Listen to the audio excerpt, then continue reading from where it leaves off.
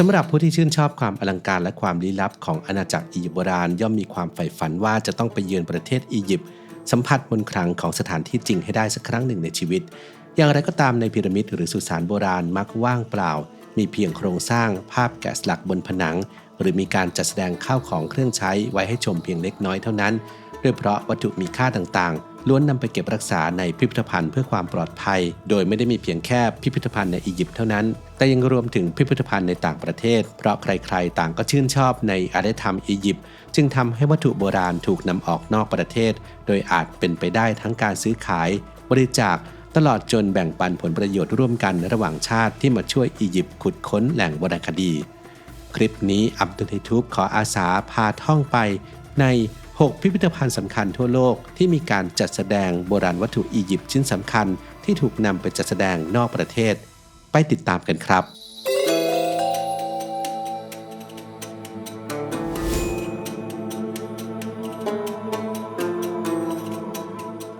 1. British Museum พิพิธภัณฑ์แห่งชาติตั้งอยู่ที่กรุงลอนดอนสหราชอาณาจักรที่มีวัตถุประสงค์แรกเริ่มในการก่อตั้งเมื่อปี 1759 ที่จะเป็นแหล่งรวบรวมและจัดแสดงโบราณวัตถุจากทั่วโลกจึงไม่น่าแปลกใจที่บริเวณชั้นล่างของพิพิธภัณฑ์จะเต็มไปด้วยรูปปั้นและโบราณวัตถุล้ำค่าจากอียิปต์สิ่งที่มีค่าที่สุดทางประวัติศาสตร์ของโลกอย่างหาที่เปรียบไม่ได้คือศิลาโรเซสตาจารึกเนื้อหาเกี่ยวกับพระราชโองการของพระเจ้าทอเลมีที่ 5 ใน 3 ภาษา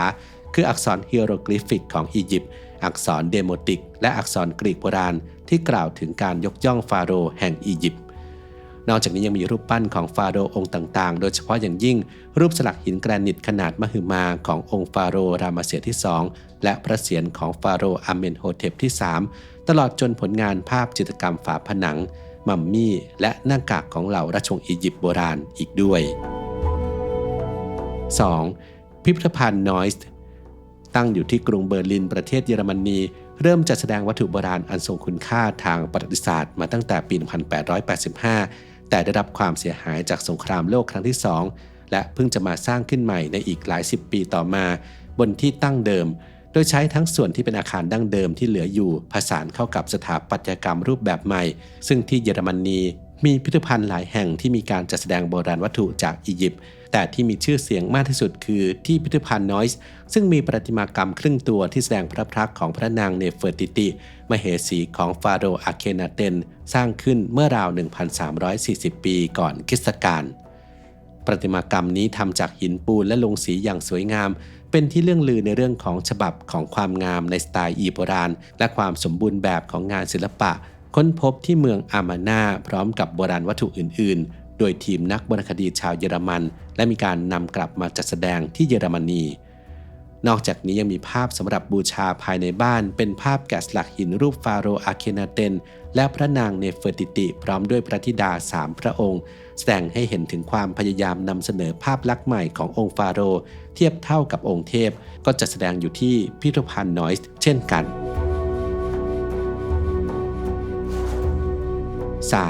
พิพิธภัณฑ์เอจิซิโอตั้งอยู่ที่เมืองตูรินของประเทศอิตาลีเป็นพิพิธภัณฑ์ที่รวบรวมโบราณวัตถุจากอียิปต์มากที่สุดและเก่าแก่ที่สุดแห่งหนึ่งของโลกก่อตั้งมาตั้งแต่ปี 1824 มีสมบัติล้ำค่าจากอียิปต์มากกว่า 36,000 ชิ้นหมุนเวียนนำออกมาจัดแสดงได้เพียงคราวละ 4,000 ชิ้น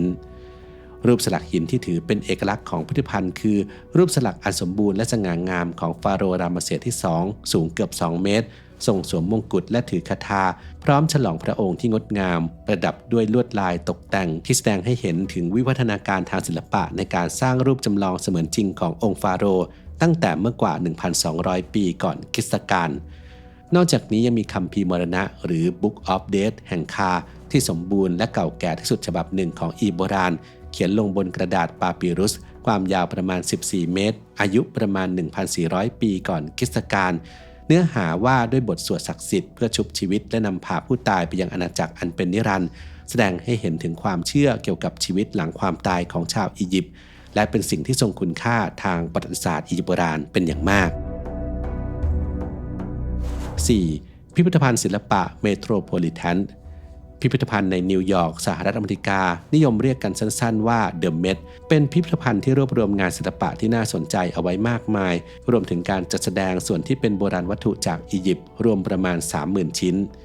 ไฮไลท์สำคัญคือวิหารเดนดูที่ทางการอียิปต์มอบเป็นของขวัญให้กับสหรัฐเนื่องจากโอกาสที่ช่วยขนย้ายโบราณสถานในภูมิภาคนูเบียหนีน้ำท่วมจากการสร้างเขื่อนอัสวานในประเทศอียิปต์ในช่วงทศวรรษที่ 1960 โดยมีการขนย้ายวิหารเก่าแก่ดั้งเดิมที่สร้างโดยจักรพรรดิออกุสตุสแห่งโรมันหลังทรงมีชัยชนะเหนือพระนางคลีโอพัตราตั้งแต่เมื่อราว 15 ปีก่อนคริสตกาลข้ามทวีปมาทั้งหลังเพื่อมาจัดแสดงในอาคารกระจกที่สร้างขึ้นมาใหม่โดยมีรูปปั้นขององค์ฟาโรห์อาเมนโฮเทปที่ 3 ตั้งขนานอยู่ด้านหน้านอกจากนี้ยังมีการนำชิ้นส่วนสำคัญของมัสตาบาทูมออฟเพอร์เนปสุสานของขุนนางอียิปต์โบราณที่เดิมอยู่ในเมืองซักคาราของอียิปต์ที่สร้างขึ้นตั้งแต่เมื่อประมาณ 2,300 ปีก่อนคริสตกาลมาประกอบสร้างขึ้นใหม่ที่เดอะเมทโดยยังคงภาพสลักนูนต่ำและจารึกแบบดั้งเดิมเอาไว้ที่เดอะเมทยังได้สฟิงค์2ตัวจากแดร์แอลบารีวิหารเก็บพระศพของฟาโรห์หญิงฮัตเชปชุดมาจัดแสดงรวมถึงเครื่องประดับของเจ้าหญิงอียิปต์โบราณซีทาโทริยูเนตที่มีชีวิตอยู่ในช่วงราชวงศ์ที่ 12 คือ 1887 ถึง 1750 ปีก่อนคริสตกาล 5. พิพิธภัณฑ์ลูฟร์พิพิธภัณฑ์ลูฟร์ไม่ได้มีเพียงแค่การจัดแสดงวัตถุโบราณอันล้ำค่าของประเทศฝรั่งเศสและยุโรปเท่านั้นแต่ยังได้จัดแสดงโบราณวัตถุของอียิปต์มาตั้งแต่ปี 1827 บอกเล่าเรื่องราวของชาวอียิปต์โบราณในแง่มุมต่างๆผ่านทางประติมากรรมภาพเขียนสีตลอดจนหีบบรรจุพระศพของราชวงศ์รวมโบราณวัตถุจากอียิปต์มากกว่า 50,000 ชิ้นโดยเฉพาะอย่างยิ่ง The Great Sphinx แห่งทานิสหนึ่งในสฟิงค์ที่ใหญ่ที่สุดนอกประเทศอียิปต์ที่ยังคงอยู่ในสภาพที่สมบูรณ์แกะสลักจากหินก้อนเดียวสูงประมาณ 1.8 เมตรยาว 4.8 เมตรมีการจารึกชื่อขององค์ฟาโรห์หลายพระองค์สะท้อนถึงการเปลี่ยนผ่านอำนาจและสืบทอดทางวัฒนธรรมนอกจากนี้ยังมีสุสานของอาเคโฮเทปขุนนางผู้ทรงอิทธิพลเมื่อประมาณ 2,400 ปีก่อนคริสตกาลโดยนำโครงสร้างจากสุสานจริงในเมืองซักคารามาประกอบขึ้นมาใหม่ในฝรั่งเศสภายในมีภาพสลักนูนต่ำที่แสดงถึงวิถีชีวิตในอดีต 6. พิพิธภัณฑ์วิจิตรศิลป์บอสตันพิพิธภัณฑ์ที่เน้นการเก็บรวบรวมผลงานศิลปะจากทั่วทุกมุมโลกมีโบราณวัตถุจากอียิปต์โบราณในยุคอาณาจักรเก่ามากที่สุดแห่งหนึ่งของโลกคือยุคที่มีการสร้างพีระมิดราว 2,181 ถึง 2,686 ปีก่อนคริสตกาลรวมมากกว่า 65,000 ชิ้นโดยนักโบราณคดีจากมหาวิทยาลัยฮาร์วาร์ดได้เข้าไปร่วมในการขุดค้นและทำการศึกษาในช่วงต้นศตวรรษที่ 20 จึงมีการรวบรวมเป็นคอลเลกชันงานศิลปะอียิปต์โบราณนูเบียและตะวันออกใกล้ขึ้นมาชิ้นงานที่สำคัญคือรูปแกะสลักหินของฟาโรห์เมนโคราและพระราชินีแห่งราชวงศ์ที่ 4 ซึ่งได้มาจากวิหารของพระองค์ที่เมืองกีซ่าเป็นรูปแกะสลักที่มีรายละเอียดของสรีระที่ชัดเจนของทั้งชายและหญิงในยุคโบราณและยังเป็นสัญลักษณ์แทนการแสดงให้เห็นถึงการครองคู่มีกันและกันชั่วนิรันดร์ตลอดจนโลงศพหินของฟาโรห์ทุสโมสที่ 1ซึ่งเดิมทีฟาโรห์หญิงฮัตเชปซุตผู้เป็นธิดาสร้างเพื่อสำหรับพระองค์เองแต่ต่อมาเมื่อมีการย้ายร่างมัมมี่ของพระราชบิดามาที่หุบเขากษัตริย์จึงมีการดัดแปลงโลงศพนี้เพื่อฟาโรห์ทุสโมสที่ 1ซึ่งขุดพบที่สุสาน KV20 ในหุบเขากษัตริย์